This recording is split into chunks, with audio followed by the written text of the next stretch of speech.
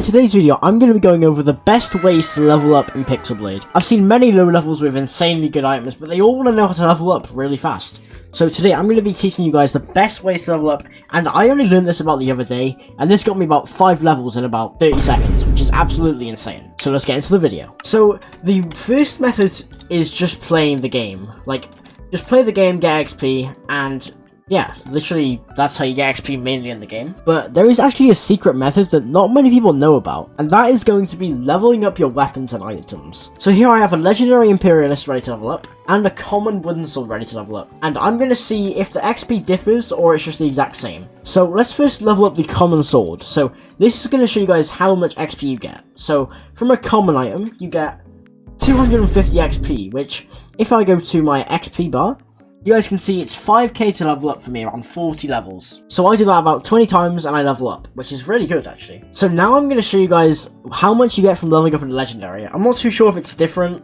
but let's see. So let's go upgrade. This is going to make the damage a lot better as well. 145 damage, which is really good. So let's upgrade the Imperialist, and we got 4,000 XP, which, okay, so leveling up legendaries is actually definitely the best way on how to level up.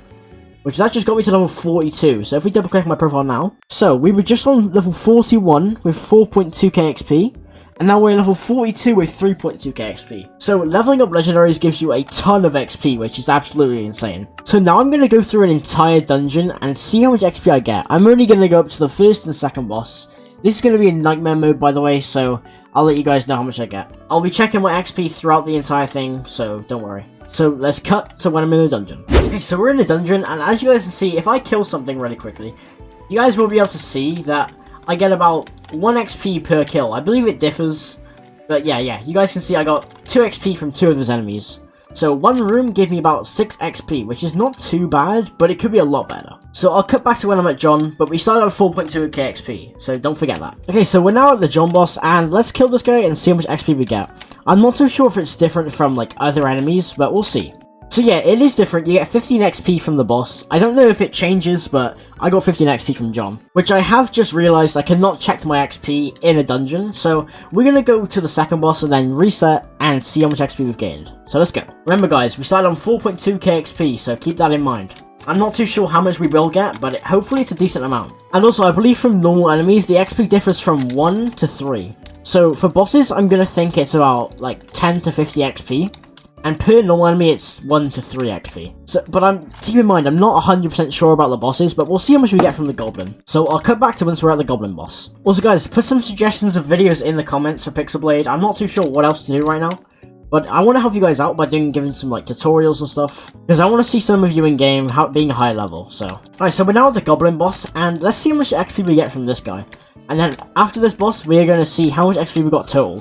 Keep in mind we are at 4.2k XP when we started this, so we could be at like way more, but we're not sure yet. So let's kill the Goblin boss and see how much XP we get. Which we got 13 XP, so it might be 10 to 15 XP, I'm not too sure. But guys, I've also just realized if I press tab, guys, you can see the XP which we got. So getting to the Goblin boss gets me about 340 XP, which to be honest, that's a lot more than I was expecting, to be honest. It's more than getting like leveled up common items, but I mean, if you have low level items like level 1 and you have like thousands of the items, then it's more worth doing that. But let's go until we fail on this and see how much XP we get total. Let's go. I doubt we'll make it to the end, but let's give it a go. We don't have any lifesteal, so it's going to be really hard, but I did manage to get my hands on Element Circle 4, which I've never had, and as you guys can see, it shreds through enemies. Look at this. This is just Element Circle, I'm not even cooking. Let me know if you guys want to see a video of me just using Element Circle to beat a level. Like, I feel like that's really possible. If you guys look at the damage on this, if I just go up against a mage, look at the damage. Which I died a bit earlier than I would have liked to, but how much XP did we get? 380 XP total, which that is pretty good considering we didn't even beat the final boss. And considering how far we got, I'm going to guess that the total XP that you can get is around 500. So every run, if you beat it in nightmare mode, you get 500 XP guaranteed. So yeah, I'm not too sure which is best. If you have a lot of legendaries, upgrade them. If you have a lot of weapons, just upgrade them. Because 4,000 XP for leveling up one legendary is really OP.